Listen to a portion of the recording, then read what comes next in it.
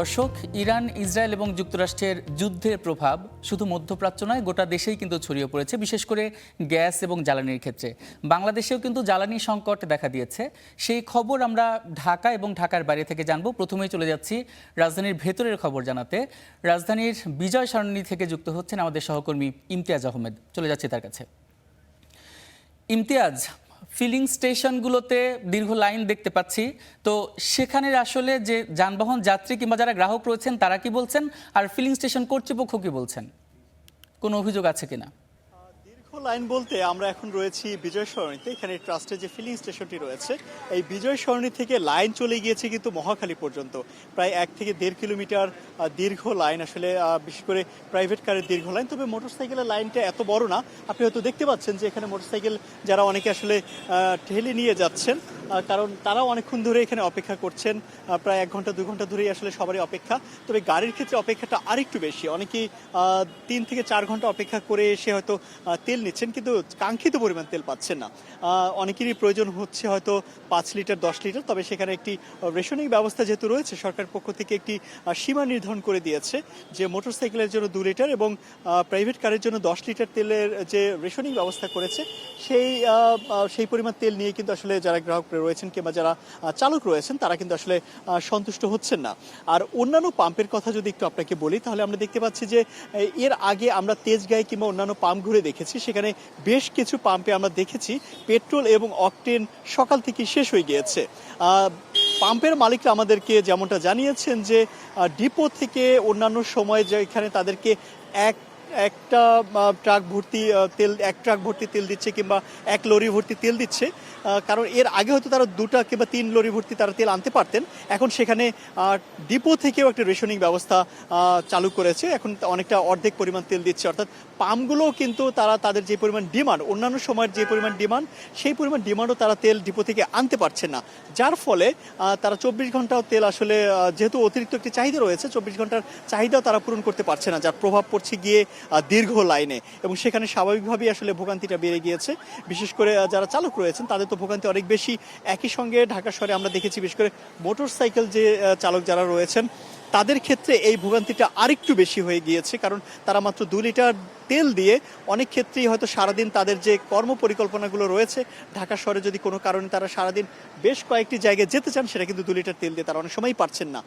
এই ভোগান্তিটা আরেকটু বেশি গিয়ে দাঁড়াচ্ছে যখন যারা রাইড শেয়ারিং করছেন তাদের ক্ষেত্রে গিয়ে। বেশ কয়েকজন রাইড শেয়ারের সঙ্গে আমরা কথা বলেছি, তারা সারাদিন যেহেতু মোটরসাইকেল চালিয়েই আসলে ইনকাম করে থাকেন, তাদের যে পরিমাণ তেল লাগে সেই পরিমাণ তেল কিন্তু তারা কোনো পাম্পেই পাচ্ছেন না। 2 লিটার তেল কোনো পাম্প থেকে নিচ্ছেন, কিছুক্ষণ পরেই তাদের তেল শেষ হয়ে গিয়ে আরেকটি পাম্পে যাচ্ছে, সেখানে গিয়েও তাদের 2-3 ঘন্টা লাইনে দাঁড়িয়ে তারপরে কিন্তু তাদেরকে তেল নিতে হচ্ছে। এর ফলে তাদের যে কর্মঘণ্টা যেমন নষ্ট হচ্ছে, একই সঙ্গে তাদের আয়ও কিন্তু অনেকটাই কমে গিয়েছে। আমরা পেট্রোল পাম্পের যারা কর্তৃপক্ষ রয়েছে তাদের কাছ থেকে জানতে চেয়েছিলাম যে এই যে এই ভোগান্তিটা আসলে কমানোর কোনো সুযোগ আছে কিনা। তারা আমাদেরকে জানিয়েছেন আসলে তাদের হাতে কিছুই নেই, তাদেরকে যদি বেশি পরিমাণ তেল দেওয়া হয় তারা আসলে সেই পরিমাণ তেল গ্রাহকদের দিতে তাদের কোনো সমস্যা নেই। তবে অনেক চালক যারা তারা অনেকেই আমাদের কাছে অভিযোগ করেছেন যে অনেক পাম্পে তেল থাকার পরেও তাদেরকে তেল দেওয়া হচ্ছে না। যদিও এর সত্যতা আমরা এখন পর্যন্ত পাইনি, কোনো পাম্পে গিয়ে এরকমের আসলে কোনো সত্যতা পাইনি। কিন্তু গ্রাহকদের একটি দাবি রয়েছে, তারা বলছেন যে পেট্রোল পাম্পগুলোতে কর্তৃপক্ষ থেকে একটি মনিটরিংয়ের ব্যবস্থা করা যায় কিনা, ভোক্তা অধিকারের পক্ষ থেকে তাদেরকে আসলে নিয়মিত যে তদারকি, সেই তদারকিটা করা যায় কিনা। তাহলে হয়তো এই যে তেল দেওয়ার ব্যবস্থা, এখানে কিছু অনিয়ম অনেক জায়গায় জানা যাচ্ছে যে আসলে 2 লিটারের জায়গায় অনেককে হয়তো 5 লিটার 10 লিটার দেওয়া হচ্ছে। কিছু অনিয়মের খবর আমরা বিচ্ছিন্ন কয়েকটি জায়গা থেকে পেয়েছি। সেই অনিয়ম নিয়ন্ত্রণ এবং কোথাও তেল থাকার পরও তেল দিচ্ছে না, এই অভিযোগের সত্যতা নির্ধারণের জন্য হলেও ভোক্তা অধিকার কিংবা অন্যান্য যে কর্তৃপক্ষ রয়েছে তাদের তদারকিটা আরেকটু বাড়ানো যায় কিনা, এমন কিন্তু দাবি রয়েছে ভোক্তাদের কাছ থেকে। তো মোটামুটি এই ছিল এখন পর্যন্ত পেট্রোল পাম্পের তেলের যে সংকট তার সর্বশেষ। ইমতিয়াজ, আপনাকে অসংখ্য ধন্যবাদ। তেলের সংকট কাটুক এবং আপনি যেমনটা বলছিলেন আইন শৃঙ্খলা বাহিনী আরও তৎপর হোক, সেটাই আমাদের প্রত্যাশা। এবার একটু রাজধানীর বাইরে যেতে চাই। রাজশাহী থেকে যুক্ত হচ্ছেন আমাদের সহকর্মী জিয়াউল সেলিম। তো সেলিম, আপনার কাছ থেকে জানতে চাই সেখানে আসলে জ্বালানি তেলের সরবরাহ কেমন দেখছেন আর সংকট কেমন দেখছেন, আর সেখানের পাম্প মালিকরা কি বলছেন, আর গ্রাহকদের কোনো ভোগান্তি দেখতে পাচ্ছেন কিনা, সবকিছু একটু জানাবেন। আচ্ছা, প্রথমেই আপনাকে বলি যে গত সপ্তাহ থেকে যে সংকট পরিস্থিতি তৈরি হয়েছিল, সেই সংকট পরিস্থিতি সারা দেশের মতো রাজশাহীতেও একই অবস্থা। আমি কথা বলেছিলাম এখানে রাজশাহীর যারা পেট্রোল পাম্প মালিক আছেন বা মালিক সমিতির নেতারা আছেন, তারা আমাকে জানিয়েছেন যে গত রোববার এবং আজকে যে গাড়ি বাঘাবাড়ি ডিপো থেকে গাড়ি আসার কথা তেল নিয়ে, সে তেল তারা চাহিদা মতো পাচ্ছে না। অনেকে বলছেন যে 30 থেকে 25% কম চাহিদার তুলনায় এই কম পরিমাণ জ্বালানি পাচ্ছেন। ফলে মাঠ পর্যায়ে যে চাহিদা, অর্থাৎ বিশেষ করে মোটর সাইকেল এবং গাড়ি, প্রাইভেট কার বা অন্যান্য পাবলিক যানবাহন, সেইগুলো যে চাহিদা, সে চাহিদা মতো তারা দিতে পারছেন না। বিশেষ করে ডিজেলের যে ক্রাইসিস, ডিজেলের সংকটটা সবচেয়ে বেশি, কারণ ডিজেল সরবরাহ একেবারেই বন্ধ হয়ে গেছে বলে জানিয়েছেন পেট্রোল পাম্প মালিকরা বা এখানে যারা কর্মরত আছেন তারা বলছেন। ফলে একটি সংকট তৈরি হয়েছে, ঘনীভূত হচ্ছে। সেটা হলো যে বোরো এই অঞ্চলে যে বোরো চাষি আছেন, বিশেষ করে পদ্মার ওপারে শহর আছে যে বরেন্দ্র অঞ্চল, সেই বোরো চাষিরা বিপাকে পড়েছেন। আর মোটর সাইকেলের যে চাহিদা, সে যে প্রায় 3 গুণ চাহিদা বেড়ে গেছে। ফলে অনেকেরই দেখা যাচ্ছে মোটর সাইকেলের যোগান আছে, কিন্তু এরপরও তারা আরও বেশি চাচ্ছেন। ফলে এই সংকটটি আরও ঘনীভূত হচ্ছে। এরকম পরিস্থিতিতে গতকালকে এক দফা রাজশাহী জেলা প্রশাসক পেট্রোল পাম্প মালিকদের সাথে বৈঠক করেছেন।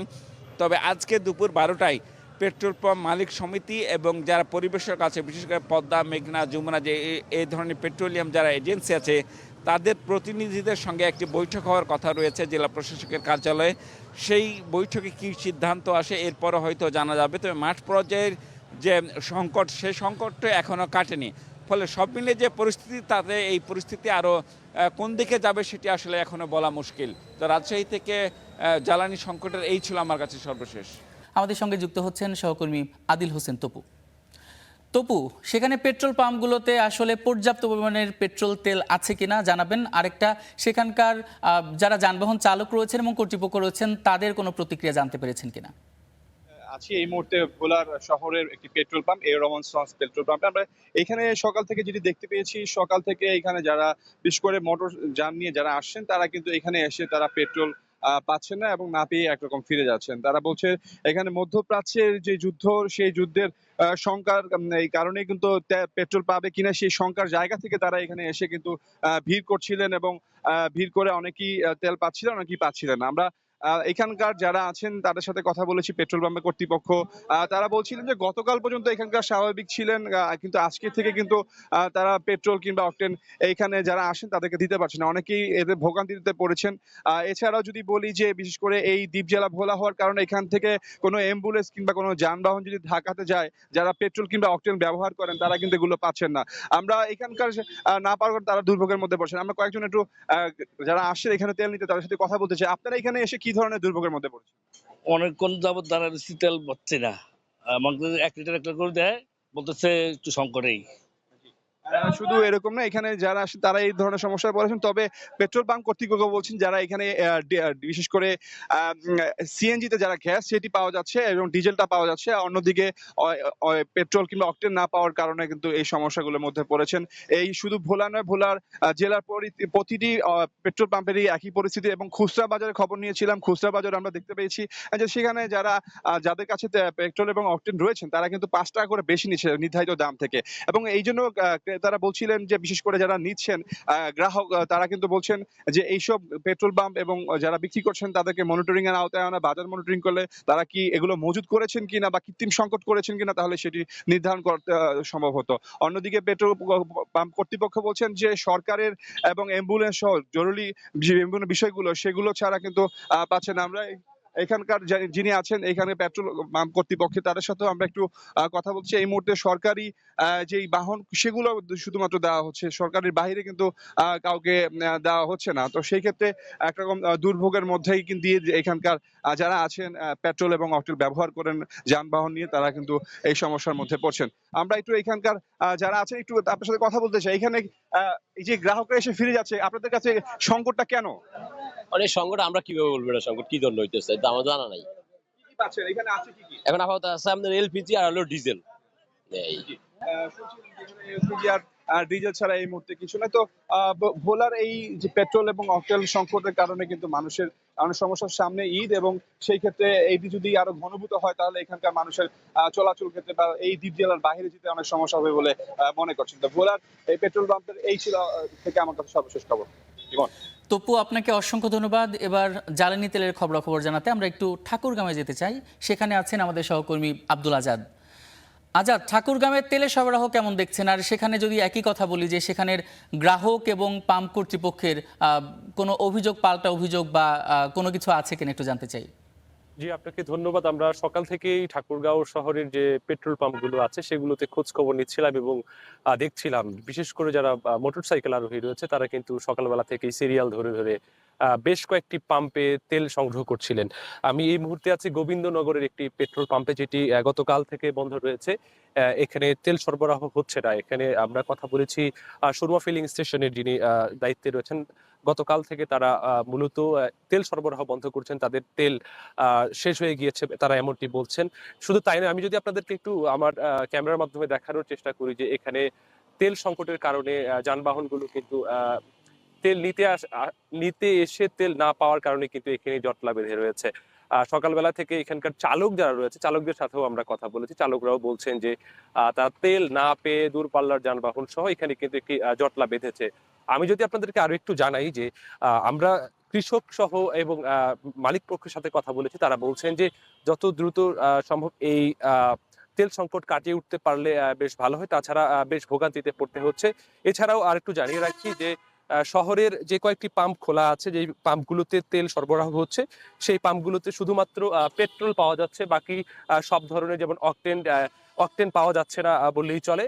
তবে আমি এই মুহূর্তে যেই পাম্পটিতে রয়েছে সেই পাম্পটিতেও কিন্তু তেল সংকটের কারণে তেল সরবরাহ বন্ধ রয়েছে এবং এই বন্ধ থাকার ফলে কিন্তু যে যানবাহনগুলো রয়েছে আশেপাশে অনেক যানবাহন তেল না পাওয়ার কারণে চলতে পারছে না, তারা কিন্তু এখানে দাঁড়িয়ে রয়েছে। এবং অভিযোগ রয়েছে যে অনেকে তেল থাকার পরেও তেল দিচ্ছে না। এরকম অভিযোগও কিন্তু আমরা সাধারণ মানুষের কাছে শুনছি। তবে সব মিলিয়ে মালিক কর্তৃপক্ষ অর্থাৎ পেট্রোল পাম্পের যারা মালিক রয়েছেন তারা বলছেন যে মধ্যপ্রাচ্যের যে যুদ্ধ, এই যুদ্ধের কারণে কিন্তু মূলত তেল সংকট হয়েছে, যার ফলে তারা তেল তাদের সংকট হয়েছে। এছাড়াও যদি বলি যে অন্যান্য যে পাম্পগুলোতে তেল সরবরাহ করা হচ্ছে সেখানে মোটরসাইকেলে 2 লিটার এবং অন্যান্য যেই প্রাইভেট কার রয়েছে তাদেরকে 10 লিটার, দূরপাল্লার যানবাহনে কিন্তু 200 লিটার পর্যন্ত তেল সরবরাহ করা হচ্ছে। তাই এই ছিল আমার কাছে ঠাকুরগাঁও থেকে জ্বালানি সংকট নিয়ে সর্বশেষ।